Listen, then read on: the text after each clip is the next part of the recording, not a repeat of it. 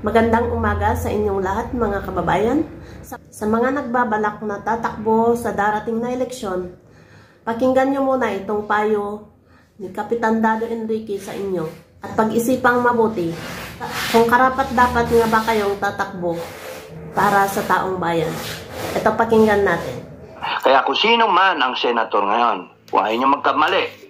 Ang simple guideline lang ng langit, sinasabi ko na sa inyo, is kung saan yung nakakarami, kung saan yung Pilipinas, kung saan yung mga mamamayang Pilipino. It is always and it will always be, has been and will be service to country. Yun. Pero kung inisip nyo, service to self, sarili, to my family, to my own, wala, you're lost ship already. And good luck kayo sa langit. Good luck kayo. Baka sa impyerno kayo pupulutin. Pero kung ang inisip ninyo, pumapasok kayo sa politika, magkaroon kayo ng posisyon, it has always been service to the country, service to God above all, service to country, and service to the Filipino people. You will never go wrong. Kasi if you are serving God, umuusok na naman ako. You're serving God, wala. Hindi ka magkamali. But if you're serving the devil, instrument ka ng demonyo, kayong ano-anong pinagagawa ninyo, nagnanakaw kayo, nagdodroga kayo, o kung ano-anong pinagagawa ninyo kasinungalingan, at kung ano-anong binabayaran ninyo using people's money, wala, sa impyerno kayo.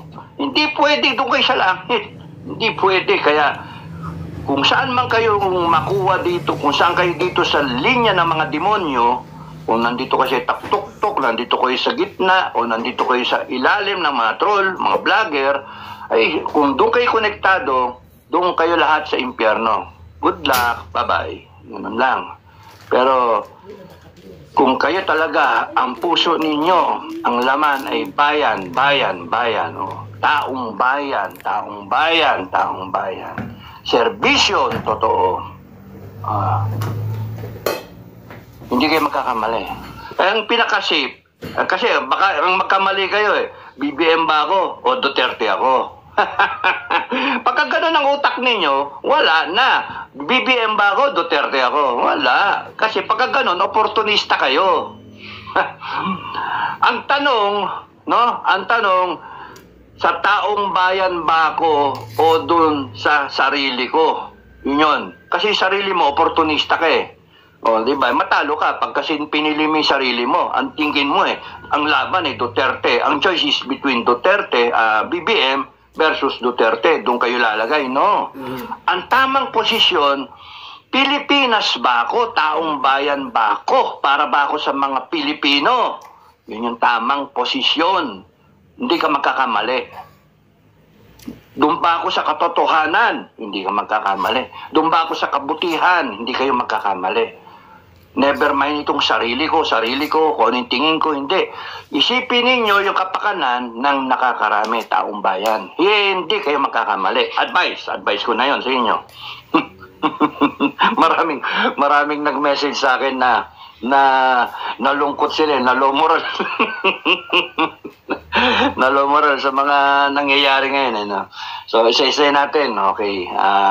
Sino ba na una? Yung ICC muna. Yung ICC. Nagsalita si dating Senator Trillanes na parang ginajustify yun niya yung ICC o parang nandyan na yata tapos na yung investigasyon, tapos na etc. Opinion niya yun opinion niya yun. Either his agenda is pumasok siya ulit sa mainstream media or baka may balak siyang tumakbo sa 2025, we do not know no? He is visible now. So, ang basa ko doon, he probably would run 2025. Magpapangat siya doon sa survey. Wala siya doon sa survey ng senator. Paano ba makasali ron sa survey na yon? Tinatanong yung mga pangalan, yung mga potential candidates. Number 1, si Digong, who might run. Nasabi niya, kung hindi kayo aayos. Okay, so 1 year to go.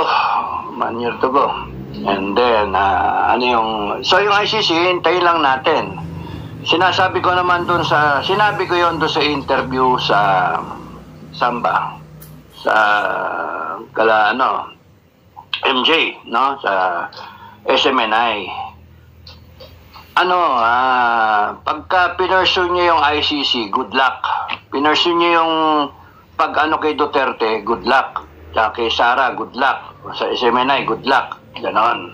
Galit na galit ako nung sinasabi ko yon. Ngayon, ayoko nang uminit ang ulo ko kasi medyo relax ako ngayon. Relax na ako dahil sa kitang-kita ko yung pwedeng mangyari na eh. No? Good luck. Good luck. Ngayon ako naniniwala na pagka yung tao pala, or somebody sinagot ko, na pagka ang tao pala ay arrogante at focus yung tao sa makasarili na gawain, pwedeng magpayaman, pwedeng mag-ambisyon ng power, o kaya to retain yourself in power, o kaya nakapokus ka towards doing something, may goal ka na up the ladder ka, first base, second base, third base, na to attain your agenda, no? Pagka ganun ka na tao, hindi mo na pala nakikita kung ano yung tama at mali. Lahat ng ginagawa mo, tama. Kaya kawawa yung mga ganyan tao. Hindi nila nakikita na the reason na for you to be there in power, which is the reality check, no, is because taong bayan ang naglagay sa inyo dyan. Na who are demanding, taong bayan, they are all demanding, we, the sovereign Filipino people, are demanding good governance. Is it so much to ask for? Kasi binoto namin kayo. Na? Tapos yung mga iba dyan, kung magasta, 200,000 boto, akala mo kung magasta, national siya, pang-national.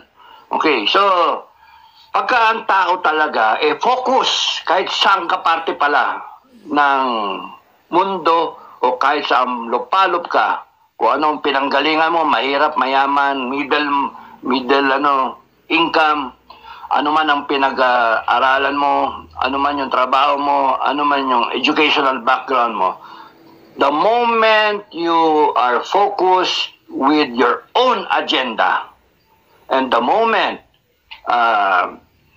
you are so umaapaw ka, nasakim ka sa kapangyarihan at yung arrogante ka na. Hindi mo na nakikita, bulag ka na. Hindi mo na nakikita yung nasa paligid. Wala ka nang pakialam sa mga tao na siyang nagluklok sa'yo. Ganon pala talaga.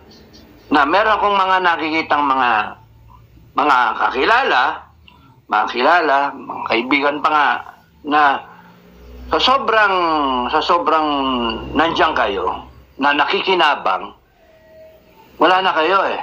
Wala na. Yung reasoning ninyo, wala na. No? Kaya nga, wala kayong pupunta kundi ganon. Down kayo, down. Kawawa naman kayo. Pero mas kawawa taong bayan. Kawawa kayo kasi yung kawawa na taong bayan, mag-aalsa talaga, hindi mo maiwasan eh. Yun, nandun na papunta ang tao. Nakawarning ako na nakawarning sa inyo eh. Doon papunta na ang tao. Kahit anong gawin nyo, patayin nyo ako, ikulong nyo ako, whatever. O kaya tanggalin nyo yung mga account, Facebook account. Wala. Matatakot kayo lalo. Because if kunyari ako, tinigil nyo ako, sinilence nyo ako, more will come, more Pinoy survivors will come, more Enrique, more captains will come, will show themselves sa galit nila. Oh, di ba? I-silence ninyo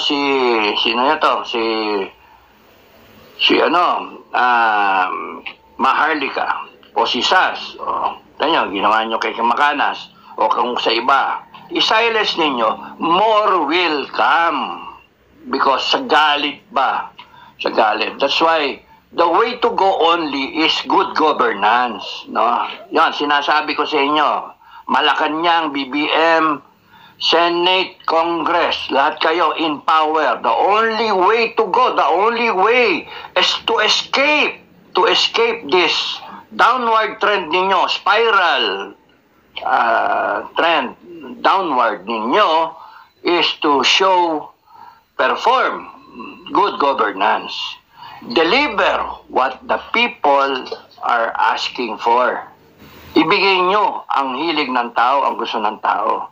Pero kung dinadagdagan nyo ng dinadagdagan at sinosuppress nyo pa, dinadagdagan nyo yung mga kalokohan ninyo, dinadagdagan nyo yung kabalbalan ninyo, at tapos nun pinipigil ninyo yung galit ng tao, nako, parang bulkan yan. Sinasabi na sa inyo, hindi ako destabilizer, kayo ang nagde-destabilize ng Pilipinas. Kayo, sisinin yung sarili ninyo.